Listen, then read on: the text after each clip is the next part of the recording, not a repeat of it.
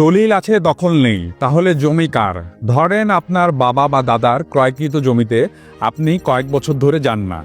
এক্ষেত্রে অন্য কেউ দখল করে বসে আছে এবং মালিকানা দাবি করছে। তাহলে জমির প্রকৃত মালিক কে? আইনের চোখে জমির প্রকৃত মালিক তিনি যার নামে দলিল রয়েছে। দলিল মানে হচ্ছে বিক্রয় চুক্তিপত্র বা দলিল রেজিস্ট্রেশন, যার মাধ্যমে মালিকানা হস্তান্তর হয়। দলিল ছাড়া শুধু কথাবার্তার ভিত্তিতে মালিকানা দাবি করলে তা আইনের চোখে গ্রহণযোগ্য নয়। জমির বৈধ মালিকানা প্রমাণে প্রয়োজন হয় দলিল, খতিয়ান, নামজারি ও ট্যাক্স পরিশোধের রসিদ। শুধু দখলে থাকলে বা বসবাস করলেই জমির মালিক হওয়া যায় না। বাংলাদেশের নিবন্ধন আইন 1908 এবং স্থাবর সম্পত্তি হস্তান্তর আইন 1882 অনুযায়ী নিবন্ধিত দলিলই জমির মালিকানার প্রধান প্রমাণপত্র।